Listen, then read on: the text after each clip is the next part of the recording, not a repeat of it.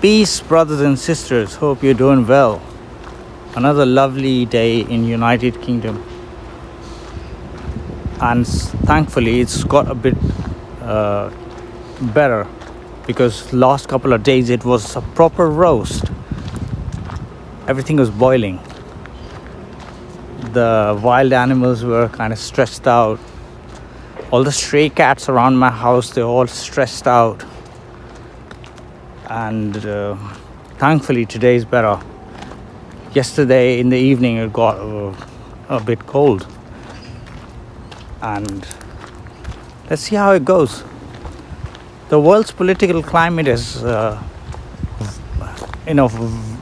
a variation, like in a flux, and weird things are happening, but it's all expected for sure. And even more weirder, crazier, unexpected things might pop up. So yeah, we gotta be psychologically, mentally prepared for all of this. This is not scaremongering or anything like that. This is how it is. If you don't pay attention, you might get stuck someplace you don't want to get stuck at.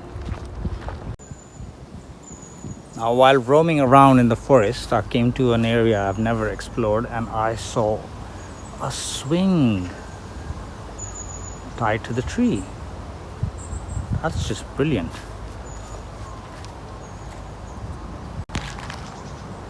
It's really amazing. This swing actually can hold a lot of weight, and I'm not so heavy anyway, so yeah, quite a fun thing to do in the forest all by yourself.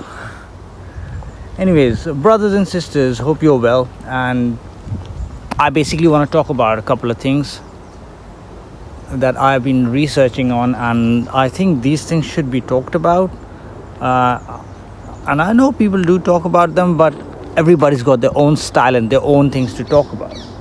So okay, let's go on. So the first thing I want to speak about is the term non-Muslim. So when you look into the Quran, it's not found anywhere.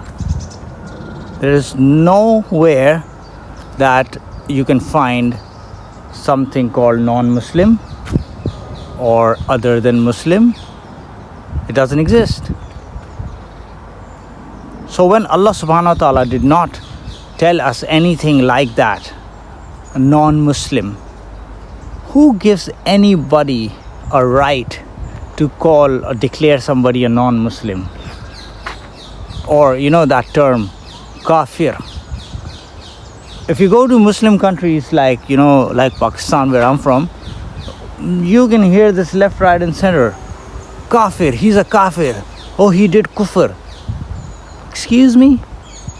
Do you guys even understand what kafir means? The thing is that people are using Qur'anic terms, but they are putting their own meanings and definitions to them.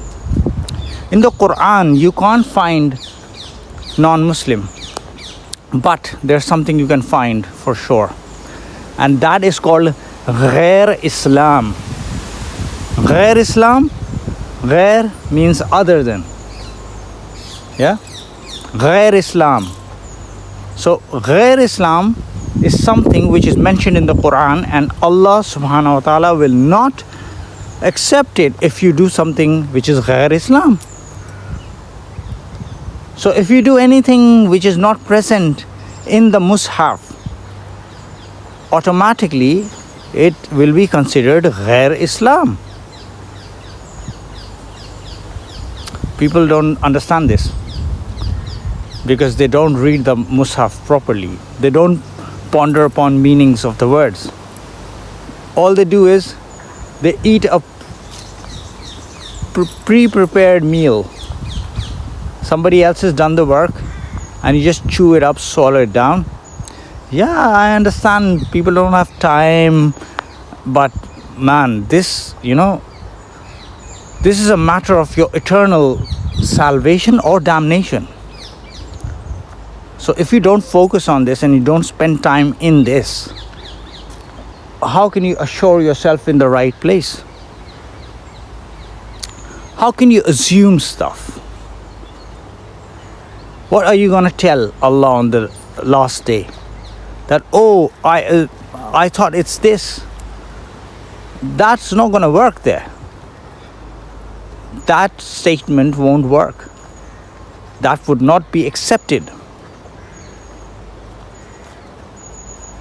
Why don't we spend more time in the Quran and try to understand what these things are?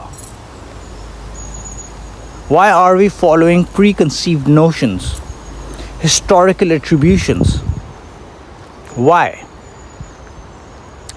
Why do we want to eat a pizza that's baked ready in front of us? Allah wants us all to prepare our own. Then, you know the term Ilhad, Mulhid, and in English you call them ex-Muslims, you know. In the Quran, if you look at the term Ilhad or Mulhideen or Mulhid, you come to very amazing conclusions. So if you guys are not aware of tahrif, tahrif means distortion, distorting words. It comes from the same root, ha, ra, fa, from which huruf comes, letters, you know. So tahrif, when tahrif is done, the words are changed, like the meanings would change, and there would also somebody who does tahrif would also change the semantics, the phonetics, and the way a word has to be pronounced. So in the Quran, a mulhid is like has a brother-sister relation with the person who does tahrif. So in the Quran, a mulhid is a corrupter, like somebody who corrupts, who's involved in corruption. So all you people who claim to be ex-Muslims, and you're obviously your ex-religion, your ex-parallel Islam, brand Islam religion, that's what you are. Because you are denying the legislations of the man-made religion. Entirely understandable. I do that as well. But I don't call myself ex-Muslim or Mulhid or Ilhad.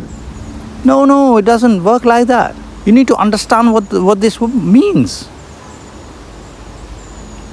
So if you guys are not corrupt people, ex-Muslims, if you are not corrupt, and if you are literally you really think that, oh, you want to make a good change in the world, the first thing you need to begin is, if you're using a term Ilhad or Mulhid, you need to understand what it means, man, or woman, you know, whoever you are. You need to understand what it means.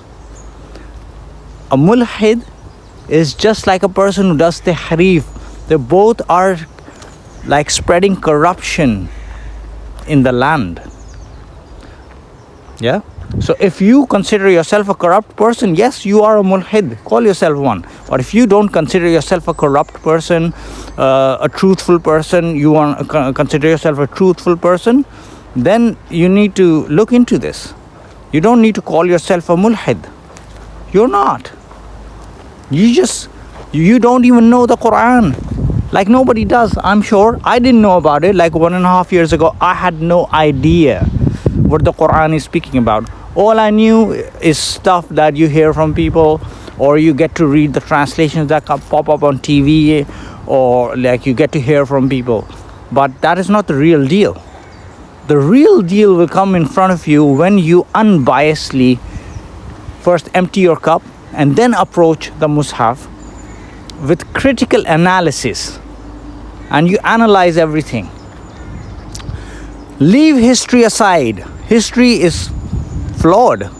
The only history which is valid to me personally is the history that Allah has given us in the Quran. The Quran is full of these. There's a surah called Surah Al-Qasas. What is Qasas? In Arabic, also in Urdu, Qissa means a story. So Allah is already giving us the stories. He's giving us the true account of everything. But we somehow, no. We have, we've like borrowed ideas and concepts from our surroundings, and we have basically projected that in our lives. So it's just like the other day I heard something, and I'm not sure how right that is, but it does kind of make sense that your thoughts are not from you, they're from the outside.